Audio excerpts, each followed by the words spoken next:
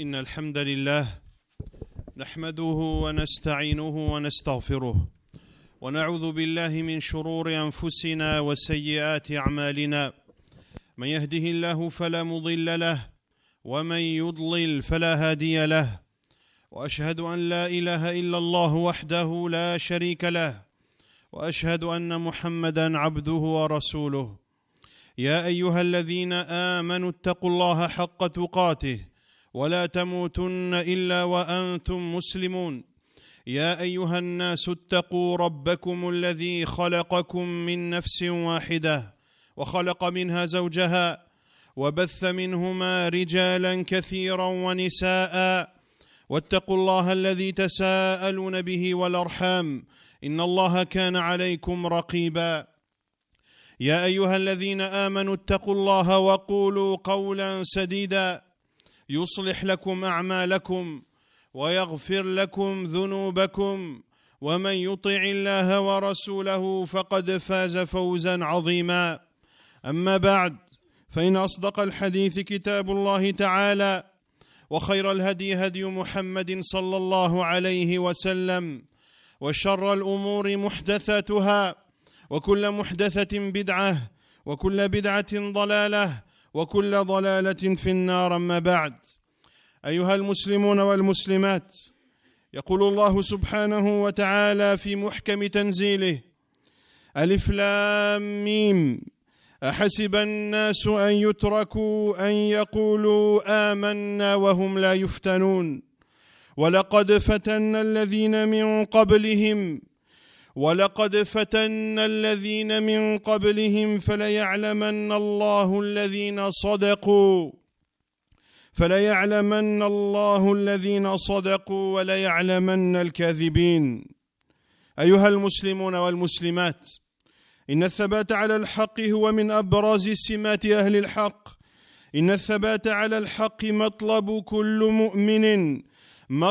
كل مؤمن بالله رب العالمين، وهو هم كل داعية، لا سيما في هذا الزمان الذي كثرت فيه الابتلاءات والفتن بكل أنواعها، وتنوعت وسائل الإضلال والإفساد والمحن، حتى أصبح القابض على دينه كالقابض الجمر.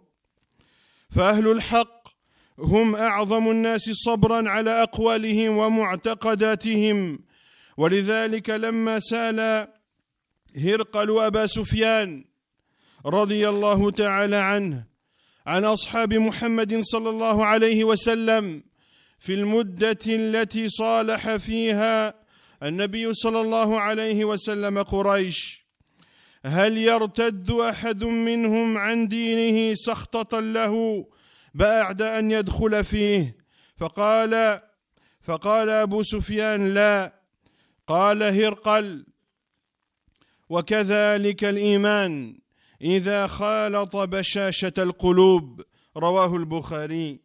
وقال شيخ الإسلام ابن تيمية رحمه الله: وأما أهل السنة والحديث فما يعلم أحد من علمائهم ولا صالح عامتهم رجع قط عن قوله واعتقاده، بل هم أعظم الناس صبرا على ذلك، وإن امتحنوا بأنواع المحن وافتتنوا بأنواع الفتن.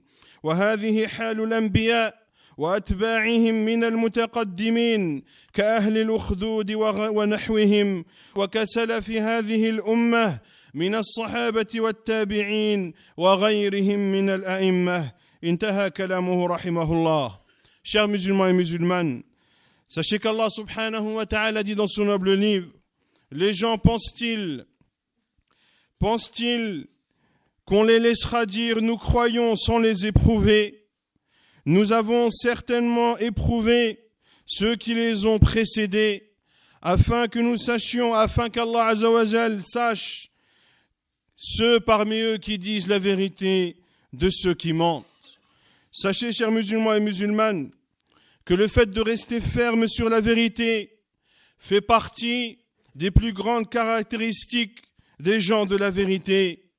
Le fait de faire preuve de fermeté sur la vérité et ce qui est demandé, ce qui est recherché par tout croyant qui croit en Allah subhanahu wa ta'ala, le Seigneur des mondes. C'est ce qui est recherché et convoité par chaque prêcheur à Allah subhanahu wa ta'ala.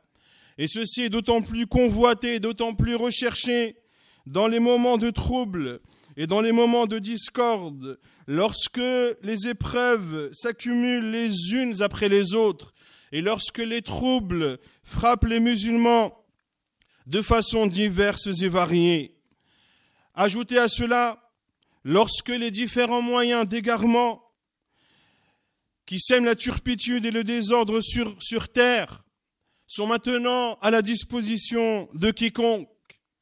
Les gens de la vérité sont ceux qui patientent le plus, ceux qui patientent pour préserver leurs paroles de vérité, pour préserver leurs croyances authentiques.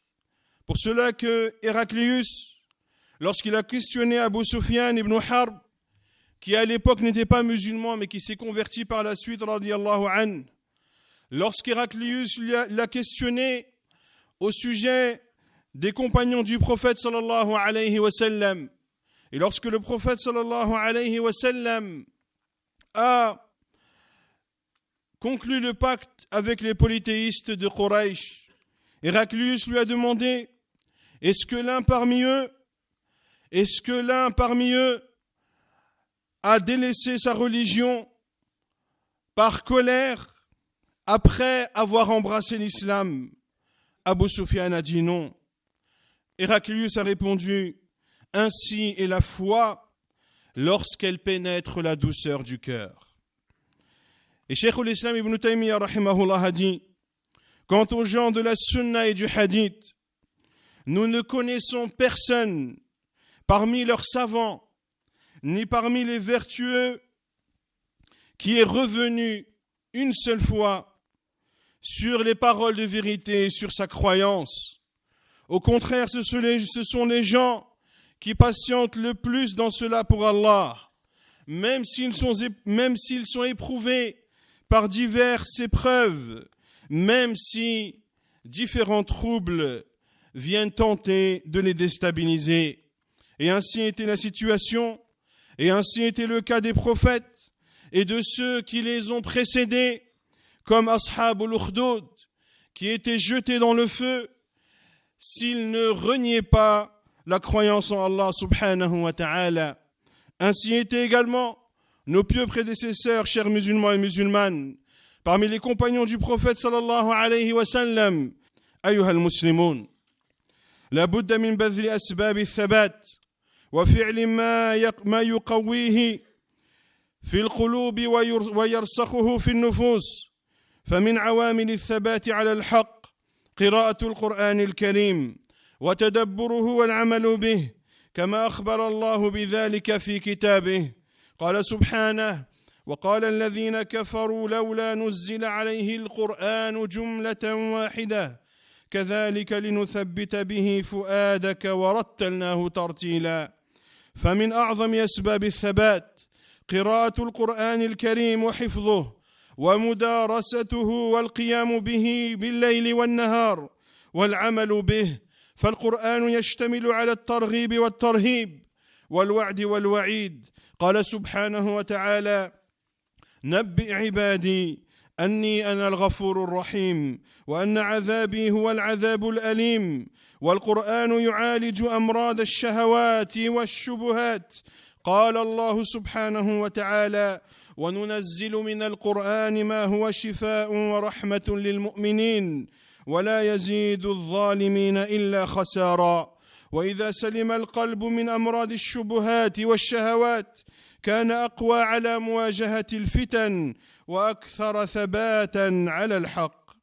Puis sachez, chers musulmans et musulmanes, que pour faire preuve de fermeté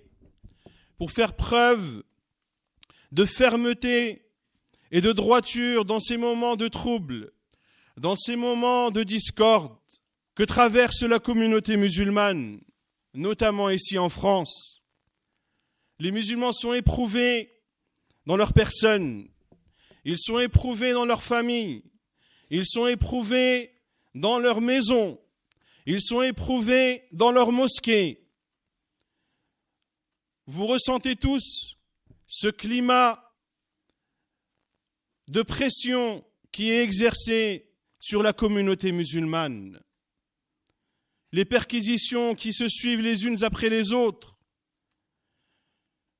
Les salafis qui sont injustement pointés du doigt, qui sont pris comme des boucs émissaires dans ce qu'ils condamnent et dans ce qu'ils combattent depuis le début. Bien avant que tous ces troubles arrivent, les salafis étaient à la tête de ceux qui condamnaient le terrorisme et de ceux qui condamnaient le fait de s'en prendre injustement à des vies innocentes. Et voilà que ces mêmes personnes sont pointées du doigt et qu'ils sont mis en avant dans la scène politique comme dans la scène médiatique. Tout ceci sont des épreuves, chers musulmans et musulmanes. Allah Azza wa Jal nous éprouve afin de connaître lequel d'entre nous est véridique, duquel d'entre nous ment. Nous devons faire face à ces épreuves et les surmonter. Et afin de les surmonter comme il se doit, nous devons mettre en œuvre des causes qui, par la volonté d'Allah subhanahu wa ta'ala et par la grâce d'Allah azza wa jal, vont nous permettre de surmonter ces épreuves, comme ont surmonté les épreuves ceux qui nous ont précédés. Et parmi les premiers moyens, c'est tout d'abord de placer sa confiance en Allah subhanahu wa ta'ala. Mais c'est également de regarder ceux qui nous ont précédés et quelles ont été les épreuves auxquelles ils ont dû faire face. Lorsque les compagnons du prophète sallallahu alayhi wa sallam étaient éprouvés au début de l'islam, lorsqu'ils étaient torturés, lorsqu'ils étaient battus, eh bien, ils étaient pris d'une certaine désespérance. Et certains sont venus se plaindre au prophète sallallahu alayhi wa sallam. Et c'est alors que le visage du prophète sallallahu alayhi wa sallam a rougi de colère. Et il leur a dit sallallahu alayhi wa sallam, il y avait des peuples avant vous, l'ont placé une scie sur son front, au milieu de sa tête. Et il avait le choix, soit d'être coupé en deux, soit de revenir sur sa religion. Et le prophète sallallahu alayhi wa sallam de dire à ses compagnons que cette scie qui était posée sur leur tête ne les faisait pas dévier de la religion d'Allah. Nous devons prendre exemple de ceux qui nous ont précédés, chers musulmans et musulmanes. Lorsque la famille de Yasir a été éprouvée d'une épreuve immense et presque insupportable, qu'est-ce que le prophète sallallahu alayhi wa sallam leur a dit? Sabran ala Yasir, fa inna maw'idakumul jannah. Patientez, ô famille de Yasir, car votre rendez-vous est au paradis.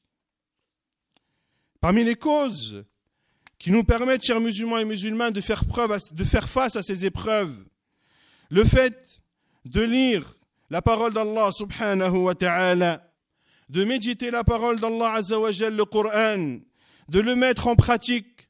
Allah azza wa jal dit, les gens et ceux qui ne croient pas disent, pourquoi n'a-t-on pas fait descendre sur lui le Coran en une seule fois?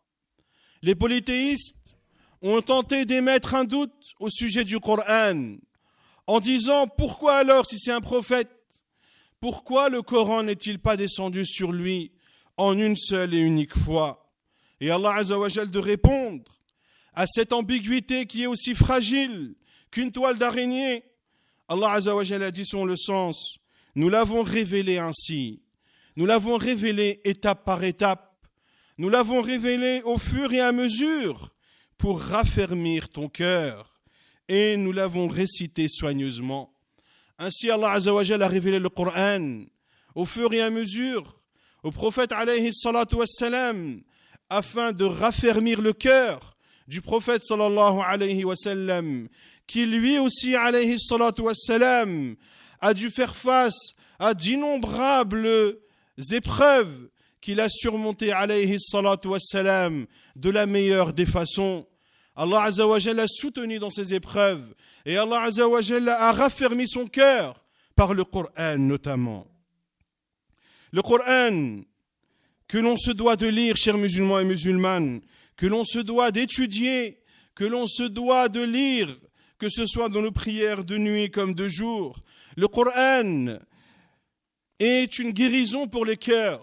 Il guérit à la fois la maladie des doutes et la maladie des passions.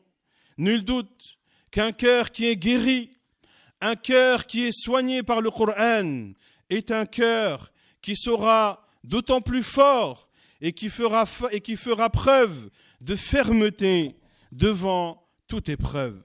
ومن عوامل الثبات على الحق الاستجابة لله تبارك وتعالى ولرسوله. قال الله تعالى: ولو أنهم فعلوا ما يوعظون به لكان خيرا لهم وأشد تثبيتا. فالاستجابة لله عز وجل ولرسوله صلى الله عليه وسلم والانتهاء عما نهي عنه يقوي قلب المؤمن بالله تبارك وتعالى، فيكون أقدر على الثبات وأكثر تمسكا بالحق حتى يأتيه اليقين من ربه تبارك وتعالى. ومن عوامل الثبات على الحق كثرة ذكر الله تبارك وتعالى، ولذلك لما أرسل الله تبارك وتعالى موسى وهارون عليهما السلام، لما أرسلهما الله عز وجل إلى الطاغية فرعون، أوصاهما بقوله عز وجل: اذهب أنت وأخوك بآياتي ولا تنيا في ذكري. فكثرة ذكر الله يقوي البدن ويقوي القلب أمام الفتن والشهوات. Puis sachez, chers musulmans et musulmanes, que parmi les causes qui permettent aux musulmans de faire preuve de fermeté dans la vérité, dans la droiture, c'est le fait de répondre à l'appel d'Allah et de son prophète sallallahu alayhi wa sallam, d'obéir à leurs ordres et de s'abstenir de leurs interdits. Il dit subhanahu wa ta'ala selon le sens: et s'ils avaient fait ce à quoi on les exhortait, cela aurait été certainement meilleur pour eux et leur foi aurait été plus raffermie. Ainsi, le fait d'obéir à Allah subhanahu wa ta'ala et à son prophète sallallahu alayhi wa sallam et de s'abstenir de quelconque désobéissance à Allah et à son prophète sallallahu alayhi wa sallam, cela raffermit la personne et cela fait en sorte qu'il s'accroche plus fermement à la vérité jusqu'à ce que la certitude lui parvienne de la part de son Seigneur, à savoir la mort. Également, ce qui aide à faire preuve de fermeté dans la vérité et à faire face à toute épreuve, le fait de beaucoup évoquer le nom d'Allah subhanahu wa ta'ala. Ainsi Allah Azza wa Jal, lorsqu'il a envoyé ses prophètes Moussa et Haroun alayhim as-salam, lorsqu'il les a envoyés pour qu'ils s'adressent à Pharaon le tyrannique, Allah Azza wa Jal leur a dit: pars, toi et ton frère, avec mes signes, et ne négligez pas de faire mon évocation. Ne négligez pas de faire mon évocation, car le rappel d'Allah, chers musulmans et musulmanes, renforce le cœur. Le rappel d'Allah Azza wa Jal renforce le corps et fait en sorte que la personne soit ferme devant toutes épreuves et toute tentation. ومن عوامل الثبات على الحق السير على منهج السلف الصالح ومطالعة سيرتهم، فالسير على منهج السلف الصالح ذاك المنهج الرباني، المنهج الذي به تحيا القلوب وتزداد ثباتا. ولا يكفي أن يسير الرجل على ما كانوا عليه حتى يعلم أدلة الحق الذي كانوا عليه، فالجهل بأدلة أهل الحق والسنة يجعل الإنسان عرضة للتقلب والشك وعدم الثبات على الحق. فمن عوامل الثبات على الحق تعلم العلم النافع، وذلك لأن الله تبارك وتعالى وصف أهل المعاصي بالجهل في كتابه الكريم، فقال سبحانه: وإذا سمعوا اللغو أعرضوا عنه وقالوا لنا أعمالنا ولكم أعمالكم سلام عليكم لا نبتغي الجاهلين. ولا شك أن الذين يتصدون للشبهات والشهوات هم أهل العلم، أما أهل الجهل فهم وقود كل فتنة. فالذي يجهل الحق بأدلته من الكتاب والسنة عرضة للفتن والعياذ بالله. Puis sachez, chers musulmans et musulmanes, que parmi les moyens qui permettent de rester ferme sur la vérité, le fait d'emprunter la voie de nos pieux prédécesseurs et le fait de prendre connaissance de leur biographie et de leur vie, ainsi le fait d'emprunter la voie de nos pieux prédécesseurs, cette voie qui éduque, cette voie qui fait en sorte que le cœur vive et que le cœur se renforce au fur et à mesure. Et il ne suffit pas de suivre leur voie uniquement, mais il faut également connaître les preuves de cette vérité, les preuves issues du livre d'Allah et de la sunna du prophète sallallahu alayhi wa sallam. Car le fait de ne pas connaître les preuves expose la personne de façon dangereuse aux troubles et aux épreuves, et cela amène la personne à douter de la vérité qu'il suit pourtant. Ainsi, l'un des moyens les plus efficaces pour rester ferme dans sa religion, c'est d'apprendre la science bénéfique, la science du livre d'Allah et de la sunna du prophète sallallahu alayhi wa sallam. Car Allah azza wa jal a caractérisé ceux qui lui désobéissent comme étant des ignorants.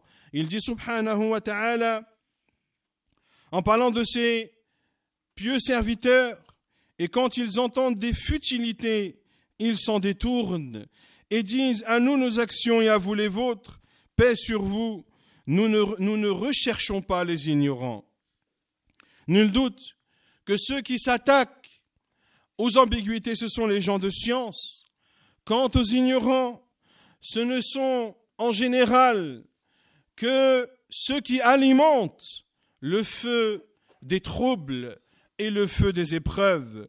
Ainsi, ومن عوامل الثبات على الحق كثرة النوافل كثرة العبادات والطاعات. يقول النبي صلى الله عليه وسلم كما في صحيح البخاري من حديث أبي هريرة رضي الله عنه قال النبي صلى الله عليه وسلم: إن الله قال: من عاد لي وليا فقد آذنته بالحرب وما تقرب إلي عبدي بشيء أحب إلي مما افترضته عليه وما يزال عبدي يتقرب إلي بالنوافل حتى أحبه فإذا أحببته كنت سمعه الذي يسمع به وبصره الذي يبصر به ويده التي يبطش بها ورجله التي يمشي بها وإن سألني لأعطينه ولئن استعاذني لأعيذنه. فالعبد أيها المسلمون يتقرب إلى الله تعالى بالنوافل بعد استكمال الفرائض.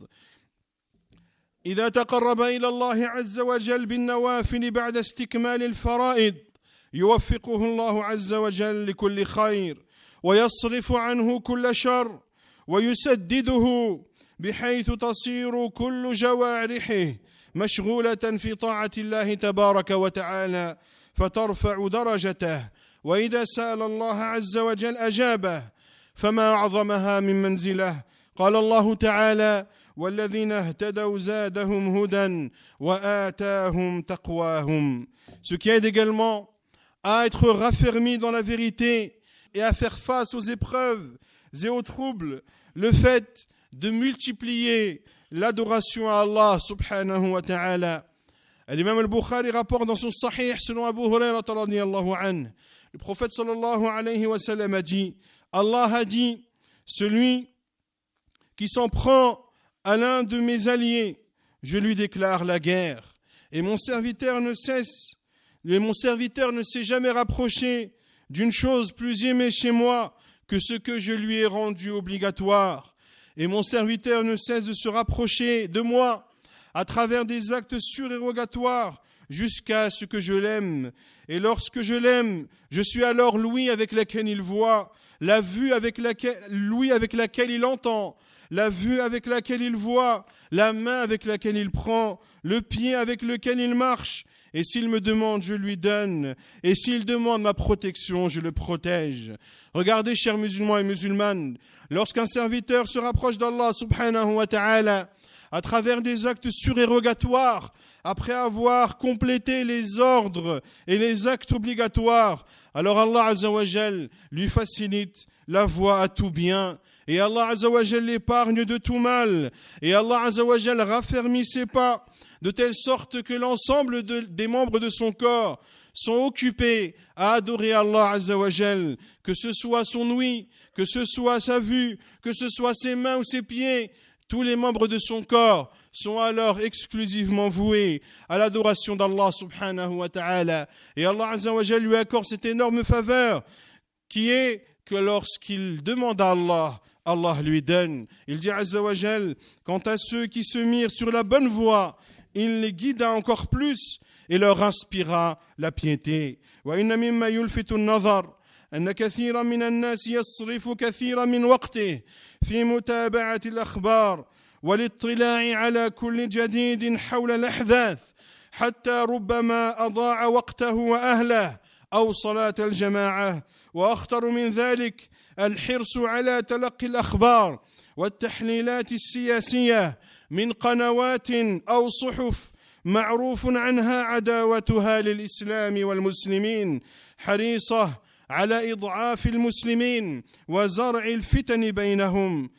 أيها المسلمون، إن المحافظة على العبادة والاستكثار منها واجتناب ما حرم الله أمر عسير في زمن الفتن واضطراب الأمور. لذلك يقول النبي صلى الله عليه وسلم عبادة في الهرج كهجرة إلي. يقول الإمام النووي رحمه الله والمراد بالهرج هنا الفتنة واختلاط أمور الناس وسبب كثرة فضل العبادة فيه أن الناس يغفلون عنها ويشتغلون عنها ولا يتفرغ لها إلا أفراد.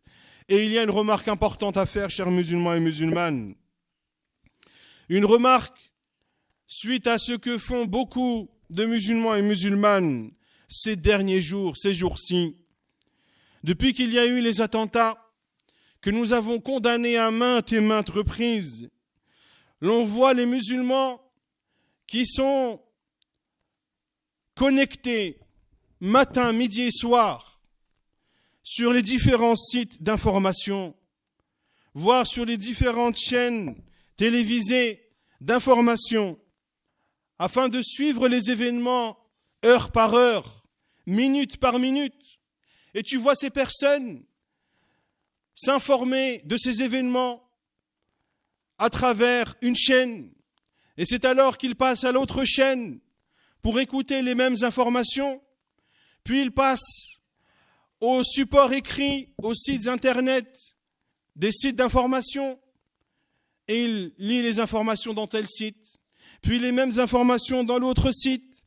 Et le voilà occupé l'ensemble de son temps à suivre les événements minute par minute, en délaissant et en faisant preuve dans cela, et il faut le dire, en perdant son temps. Prends l'information dont tu as besoin et occupe-toi à autre chose. Ne perds pas ton temps à lire et à écouter les informations matin, midi et soir, car tu perds ton temps en faisant cela et tu feras preuve de manquement vis-à-vis de ta famille. Et combien n'assistent pas à la prière en groupe parce que monsieur est occupé à lire ou à suivre les informations. Et plus dangereux encore, ceux qui s'aventurent à lire ou à écouter les différents débats politiques au sujet de ces attentats. Et vous le savez tous, ces débats tournent tous autour de l'islam. Ils tournent tous autour de la religion qu'Allah subhanahu wa ta'ala a agréée pour les hommes et les djinns. Il écoute alors l'analyse d'un tel et la solution d'un tel. Et c'est alors qu'il se met à écouter des choses qui peuvent le déstabiliser dans sa foi, qui peuvent le faire douter dans sa religion. Et pire encore, ceux qui se transmettent les uns les autres l'article publié dans tel ou tel journal, l'article publié dans tel et tel site d'information. Et voilà que ces différentes ambiguïtés, ces solutions qui, pour la plupart, ne sont pas des vraies solutions, sont diffusées au sein de la communauté musulmane et ainsi peut être un moyen de les déstabiliser dans leur foi. Que dire, chers musulmans et musulmanes, lorsque le site que tu consultes ou lorsque la radio que tu écoutes est connue pour être hostile envers l'islam et les musulmans, est connue pour ne pas porter l'islam et les musulmans dans leur cœur? Pourquoi leur prêtes-tu oreille? Pourquoi t'exposes-tu à un danger qui peut déstabiliser ton cœur? D'autant plus que nous sommes dans une période de trouble, dans une période où les épreuves sont de plus en plus nombreuses et de plus en plus dangereuses. Nous devons nous en remettre à notre Seigneur subhanahu wa ta'ala et occuper notre temps, au lieu de lire les informations matin, midi et soir, d'adorer Allah subhanahu wa ta'ala matin, midi et soir. Car le prophète sallallahu alayhi wa sallam nous a dit, l'adoration d'Allah en période de trouble est comme une émigration vers moi. Et comme une émigration vers moi. L'imam al-Nawawi rahimahullah a expliqué ce hadith en disant que le prophète sallallahu alayhi wa sallam nous informe que celui qui adore Allah azza wa jal dans les périodes de trouble, dans les périodes d'épreuve, dans les périodes de discorde, que cette adoration a beaucoup plus de mérite qu'en période normale, car dans les périodes de trouble, les gens sont insouciants, les gens ont peur, l'attention des gens est portée vers ces troubles, vers ces épreuves, et elle n'est pas portée vers l'adoration d'Allah azza wa jal. Ainsi rares sont ceux qui vouent leur personne à l'adoration d'Allah azza wa jal dans ces périodes de trouble. Et c'est ainsi que celui qui adore Allah azza wa jal, sa récompense auprès d'Allah est immense. أقول قولي هذا واستغفر الله.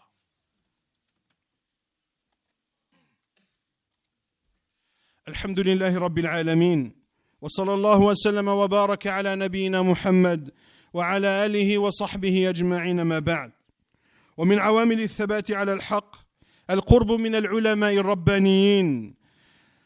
يقول أنس رضي الله تعالى عنه لما كان اليوم الذي قدم فيه رسول الله صلى الله عليه وسلم المدينة أضاء منها كل شيء فلما كان اليوم الذي مات فيه أظلم منها كل شيء وقال أي أنس رضي الله عنه ما نفضنا عن رسول الله صلى الله عليه وسلم الأيدي حتى أنكرنا قلوبنا.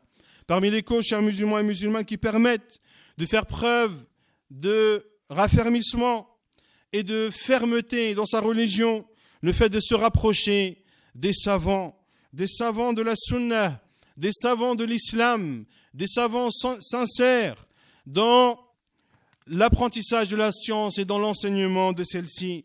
Anas radiyallahu anhu a dit, lorsque le prophète sallallahu alayhi wa sallam est arrivé à Médine, tout s'est illuminé. Et lorsque le prophète sallallahu alayhi wa sallam est mort, tout s'est assombri.